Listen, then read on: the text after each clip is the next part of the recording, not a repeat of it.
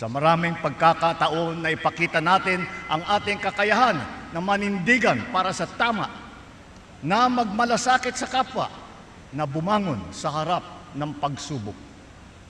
Lalo na sa panahon ng kalamidad, na ipapakita natin ang ating pagkakaisa, pagtutulungan at ang ating malasakit.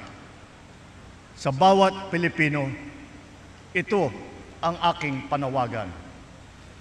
Huwag po tayong mapagod na mahalin, piliin at ipaglaban ang Pilipinas. Ipalalim natin ang ating kamalayan, maging mapanuri sa katotohanan.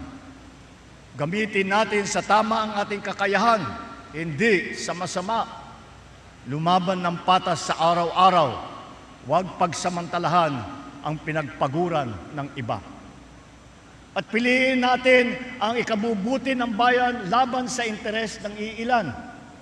Kung mananatili tayong tapat sa mga adhikaing ito, matitiyak tayong magmamana ang mga susunod ng henerasyon ng isang bansa na mas matatag, mas makatarungan at mas maunlad.